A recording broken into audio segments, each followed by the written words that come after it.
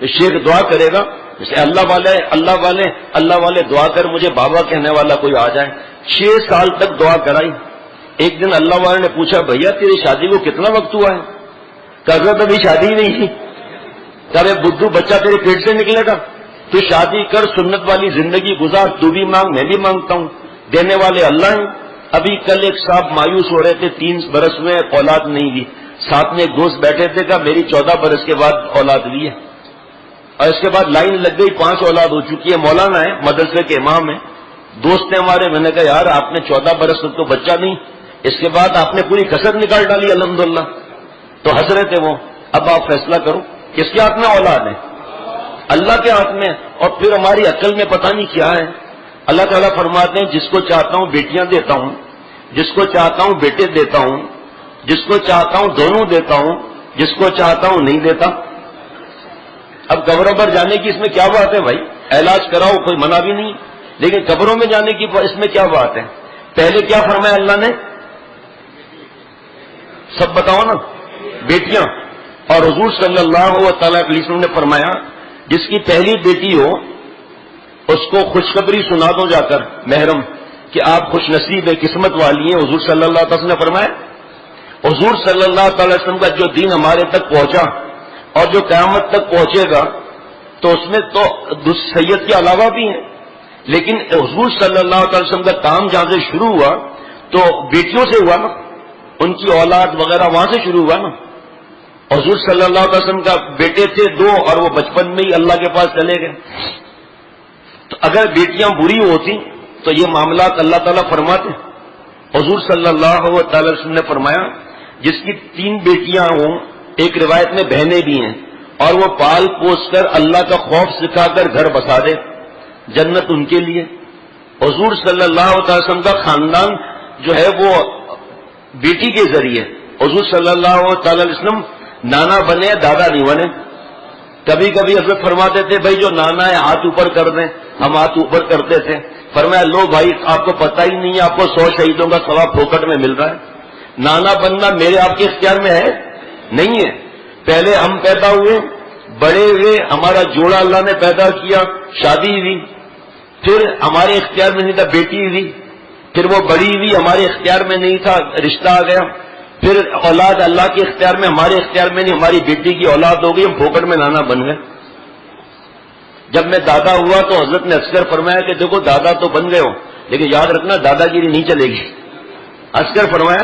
اور اپنے لیے فرمایا کہ الحمدللہ آج میں پردادا ہو گیا ہوں. پردادا کا مطلب پتہ ہے؟ خاموش. فرمایا پردادا کا مطلب ہے دادا اب پر لگا لیجئے، گھر چھوٹا پڑ رہا ہے. اللہ سب کی عمر میں برکت دے. حضرت اس طرح فرماتے تھے کہ موت کے یاد کرنے کے لیے فرماتے اب تو پر لگ گئے نا، جا تو کوئی بھی سکتا ہے کسی وقت بھی، لیکن فرمایا پر لگ گئے. بیٹیاں تو اب جب بیٹیاں پیدا ہوتی کوئی آ کر بتاتا حضرت بیٹی پیدا ہوئی ہے، مبارک ہو، جنت کی فیکٹری مل گئی. ابھی پرسوں 3 یا 4 دن پہلے ایک دوست کی بیٹی پیدا ہوئی، ایسا مسکراتا ہوا مٹھائی کا ڈبہ لے کر اندر ہوا، سمجھنے کہ بیٹا پیدا ہوا ہے. بیٹی پر خوشی کیوں؟ اس لیے کہ اگر جو کوئی بیٹی کی پیدائش میں منہ سکیڑے گا تو 1400 برس پہلے کفار کی نقل اس نے کر ڈالی. اور بیٹیاں پلا پلایا بیٹا لاتی ہیں، داماد بیٹا ہی تو ہوتا ہے، پلا پلایا بیٹا مل گیا، اور جو لائق ہو تو پھر تو پوچھو ہی مت کیا حالات ہوتے ہیں. ان رشتوں کو بھی کس طرح ہم بلڈوز کرتے ہیں. اللہ معاف فرمائے، ساس سسر سے اکڑ، بیٹی کو گھر پہ بٹھا دوں گا اگر 10,000 روپے نہیں دیے تو، خبردار اگر اپنی بیٹی کو اپنے پاس روکا تو 6 مہینے تک بھیجوں گا نہیں. کیوں بددعا لیتا ہے بھائی؟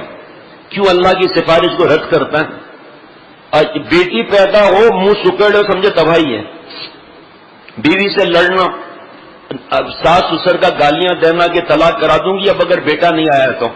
ماں کے پیٹ میں بٹن لگا ہوا ہے کہ بٹن دبائے تو بیٹا، بٹن دبائے تو بیٹی. ارے آپ بھی تو بیٹی ہو، ساس صاحبہ لڑنے والی. اور پھر حضرت فرماتے تھے سب کی خواہش بیٹا مانگنا منع نہیں، لیکن بیٹی مل جائے راضی رہنا. لیکن بیٹی پیدا ہی نہ ہوتی تو آج میرا آپ کا وجود ہوتا ہی نہیں، ہو ہی نہیں، دنیا ہی ختم ہو جاتی. تو اس لیے یہ بیوقوفی کی باتیں نہیں کرنی چاہیے، اللہ ناراض ہوتے ہیں. حضور صلی اللہ تعالی وسلم سے بڑھ کر کون ہے؟ حضرت فاطمہ رضی اللہ تعالیٰ عنہ جب خدمت میں آتی تھیں تو تو حضور صلی اللہ تعالی وسلم کھڑے ہو جاتے ہیں اور چند قدم آگے تشریف لے آتے ہیں. سفر پر جاتے تو سب سے مل کر آخر میں حضرت فاطمہ رضی اللہ تعالیٰ سے ملتے تاکہ اتنی دیر جدائی میں نہ ہو, اور جب تشریف لاتے سب سے پہلے حضرت فاطمہ رضی اللہ تعالیٰ سے ملتے رہے تاکہ جدائی کا وقفہ زیادہ نہ ہو جائے. جو بیٹی پیدا ہونے پر پریشان ہوتے ہیں یہ وہ لوگ ہیں جو جہیز کی لعنت میں گرفتار ہیں. جیسے ہی بیٹی پیدا ہوئی 25 لاکھ, اب 25 لاکھ کے بعد تو پھر نیند کہاں سے آئے تھے. دوسری بیٹی پیدا ہوئی, مہنگائی ہو گئی, یہ 35 لاکھ 60 لاکھ ہو گئے. اب وہ لڑائی جھگڑا, بیٹی کو منوس کہنا. تو آپ نے تو پنچایت کی, آپ کو کیا ضرورت ہے مہندی مایوں شہرا بندی اور بدماشیوں کی ضرورت کیا ہے گناہ کبیرہ کی. ہم نے اپنے پیر پر خود کلاڑی ماری ہے نا. دستے ماں چھپائے مارا می قرر, اللہ میں اپنے ہاتھ میں کلاڑی لے کر اپنے پیر پر خود مارنا ہوں.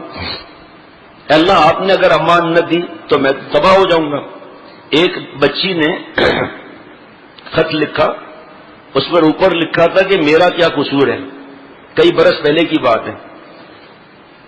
تو خط پڑھتے پڑھتے آگے وہاں تک پہنچے کہ میری ماں جب پہلی بیٹی پیدا ہوئی تو اس کو بار بار کہا گیا ساس سسر کی طرف سے ہمیں تو بیٹا چاہیے تھا, بیٹی کیوں آئی. دوسری بار حمل سے ٹھہری میری ماں تو میرے بابا نے بھی کہنا شروع کر دیا کہ ہمیں تو بیٹا چاہیے. میری ماں پریشان, پھر میری دوسری بہن پیدا ہوئی, اماں کو گالیاں پڑی, ڈانٹیں پڑی, منوس کہا گیا, پتہ نہیں کیا کیا ظلم کیے گئے ماں پر.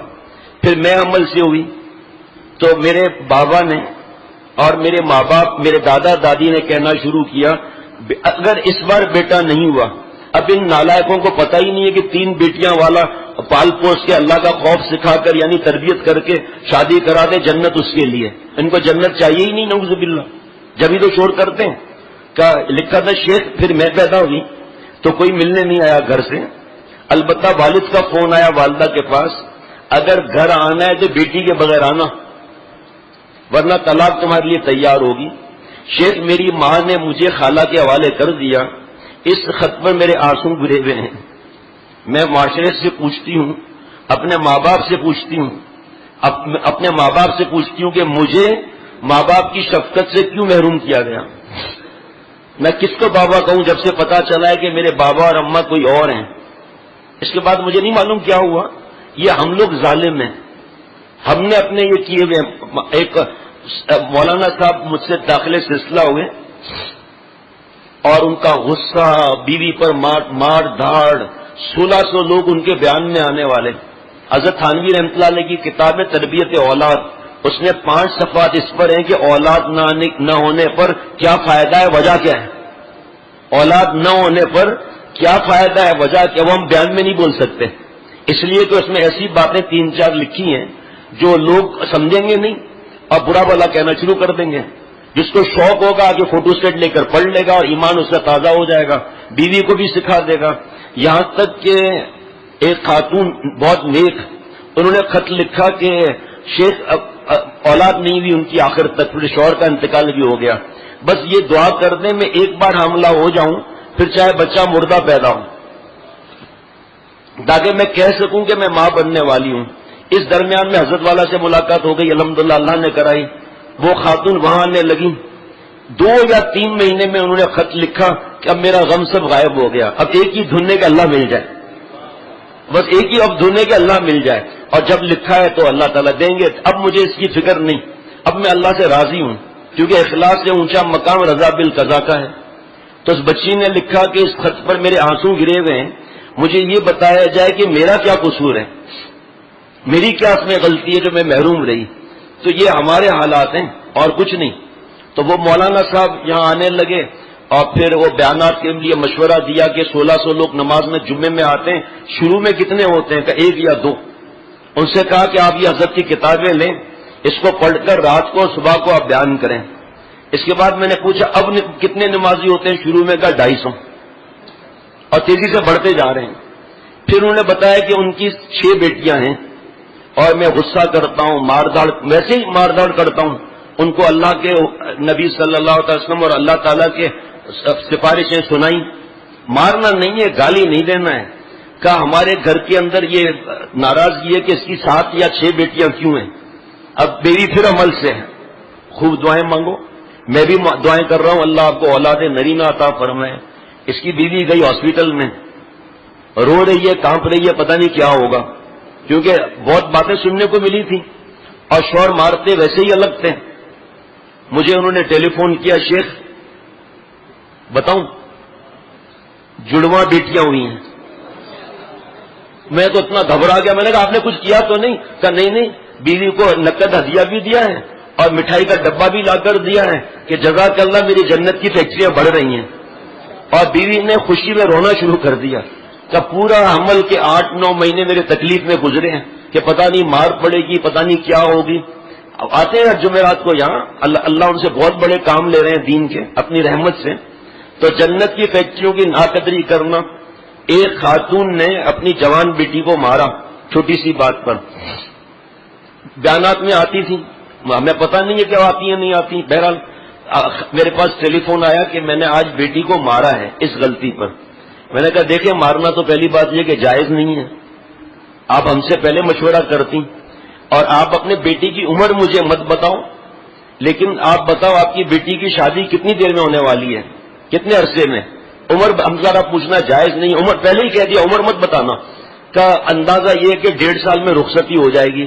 میں نے کہا آپ بیٹی کو مار رہی ہیں، بیٹی تو آپ کے پاس مہمان ہے 1.5 سال کی، جب ان گالیوں اور مار داڑ کے بعد بیٹی جائے گی سسرال میں تو اپنے گھر آئے گی، اس کے دماغ میں تو وہی بسا ہوا ہوگا۔ اور بچہ ہو مسلمان کا یا بچی ہو مسلمان کی یا ہندو کی، چاہے مرد ہو چاہے عورت ہو، چاہے بوڑھا ہو چاہے جوان ہو، چاہے بوڑھی ہو چاہے جوان ہو، ہر شخص کے دل کی غذا محبت ہے۔ اب جب ماں باپ سے محبت کی بجائے بیٹیوں کو گالیاں اور تھپڑیں ملتی ہیں تو وہ تو بھوکی ہے نا محبت کی۔ بھائی بات سمجھ میں آ رہی ہے آپ دوستوں کو؟ وہ تو محبت کی بھوکی ہے نا، اب کہاں جائے گی؟ سہیلی وہ فلانی وہ گناہوں میں لے جائیں گی اس کو۔ اب نقصان کس کا ہوا؟ بیٹی کا تو ہوا، ہماری پکڑ کا خطرہ ہے نا۔